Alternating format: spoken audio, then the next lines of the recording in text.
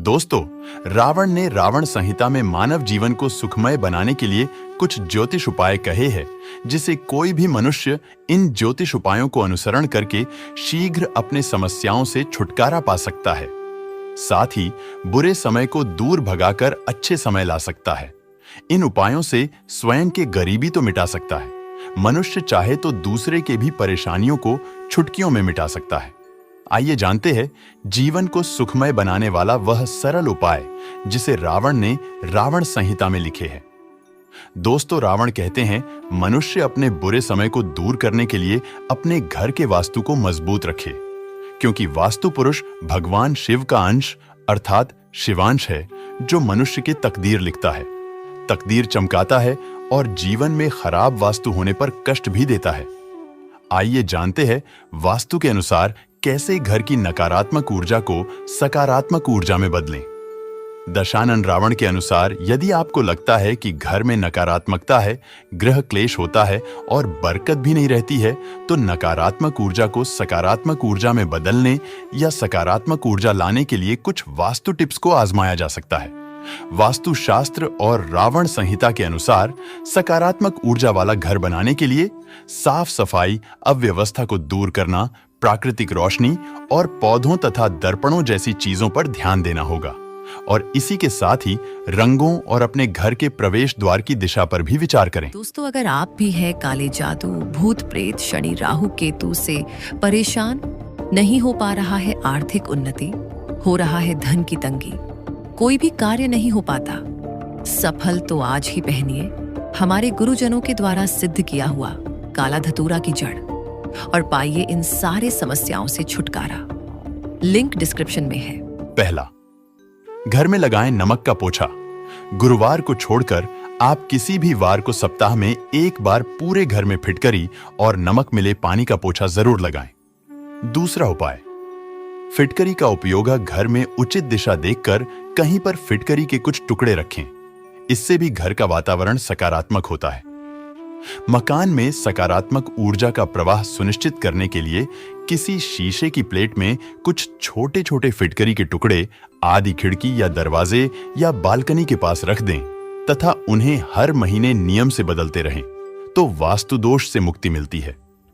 इसके अलावा 50 ग्राम फिटकरी का टुकड़ा घर के प्रत्येक कमरे में तथा कार्यालय के किसी कोने में रख देने से वहां का वास्तु दोष कुछ हद तक कम हो जाता है। तीसरा उपाय, गुग्गल की धूपा घर में प्रति गुरुवार को गुग्गल की धूप देने से घर का वातावरण शुद्ध बनता है और सभी तरह की अला बलाएं दूर हो जाती है।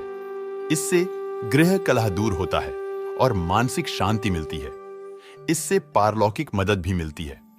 वातावरण को शुद्ध करने और ऊर्जा को बढ़ाने के लिए कपूर या अगरबत्ती जलाएं। चौथा उपाय, साफ सफाई और अव्यवस्था को दूर करना। अव्यवस्था मुक्त वातावरण बनाए रखें। अव्यवस्था सकारात्मक ऊर्जा के प्रवाह को अवरुद्ध करती है, इसीलिए नियमित रूप से अपने घर को साफ करें और व्यवस्थित करें। रावण कहते हैं जिस घर पर अधिक गंदगी हो वहां लक्ष्मी नहीं ठहरती। राहु के प्रभाव बड़ा होता है, जिससे आर्थिक उन्नति रुक सा जाती है और शारीरिक कष्ट होता है। दोस्तों, आगे और भी उपाय जानेंगे, उससे पहले आपसे निवेदन है वीडियो को लाइक कर चैनल को सब्सक्राइब कर ले और बेल आइकन को दबा ले, जिससे आने वाले नॉलेजेबल वीडियो आपको तुरंत मिले। दोस्तों, ये है 5वां उपाय, प्रवेश द्वार को साफ सुथरा रखें। सकारात्मक ऊर्जा को आकर्षित करने के लिए एक साफ और स्वागत योग्य प्रवेश द्वार महत्वपूर्ण है। आदर्श रूप से मुख्य प्रवेश द्वार उत्तर, पूर्व या उत्तर पूर्व दिशा में होना चाहिए, क्योंकि माना जाता है कि ये सकारात्मक ऊर्जा और समृद्धि को आकर्षित करते हैं। 6वां उपाय, उचित वेंटिलेशन और प्राकृतिक रोशनी सुनिश्चित करें। ताजी हवा और सूरज की रोशनी को प्रसारित करने के लिए खिड़कियां और दरवाजे खोलें, जिन्हें सकारात्मक ऊर्जा के लिए महत्वपूर्ण माना जाता है। 7वां उपाय, शयन कक्ष को दक्षिण पश्चिम दिशा में रखें, जो नींद की गुणवत्ता और समग्र कल्याण को बढ़ाने वाला माना जाता है। 8वां उपाय, रसोई आदर्श रूप से दक्षिण पूर्व दिशा में स्थित होनी चाहिए और सुनिश्चित करें कि खाना बनाते समय खाना पकाने वाला व्यक्ति पूर्व की ओर मुख करके बैठे। रसोई में दवाइयां रखने से बचें। नवमा उपाय। लिविंग रूम वास्तुशास्त्र और रावण संहिता के अनुसार लिविंग रूम को सकारात्मक ऊर्जा को आकर्षित करने के लिए उत्तर पूर्व, उत्तर या पूर्व दिशा में स्थित होना चाहिए। घर का केंद्र खुला रखें ताजी हवा के संचार के लिए। 10वां उपाय। रंग और सजावटा शांत प्रभाव के लिए हल्के नीले, हरे और सफेद रंग चुनें, जबकि गहरे और आक्रामक रंगों से बचें। 11वां उपाय। प्राकृतिक तत्वों को शामिल करें, विशेष रूप से उत्तर पूर्व और पूर्व कोनों में पौधे लगाएं, क्योंकि माना जाता है कि वे सकारात्मक ऊर्जा लाते हैं और हवा को शुद्ध करते हैं। 12वां उपाय। दर्पण का रणनीतिक उपयोग करें।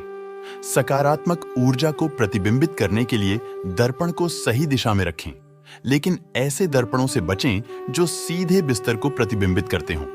रावण कहते हैं, ऐसे दर्पण आपका विनाश कर सकता है। 13वां उपाय। सकारात्मकता से मेल खाने वाली कलाकृति चुनें। शांति, समृद्धि और सद्भाव को बढ़ावा देने वाली छवियों को अपनाएं। 14वां उपाय। शौचालय का दरवाजा हमेशा बंद रखें। इससे नकारात्मक ऊर्जा को घर के अन्य हिस्सों में फैलने से रोकने में मदद मिलती है। 15वां उपाय। ईशान कोण में करें जल की स्थापना। घर की उत्तर पूर्व दिशा में पीने के पानी का एक जग रखें। दोस्तों, हमारे सनातन धर्म से जुड़ा आज के यह जानकारी कैसा लगा, हमें कमेंट करके जरूर बताएं। दोस्तों, फिर मिलेंगे हमारे चैनल के अगले एपिसोड में। तब तक के लिए धन्यवाद। नमस्कार। जय श्री राम।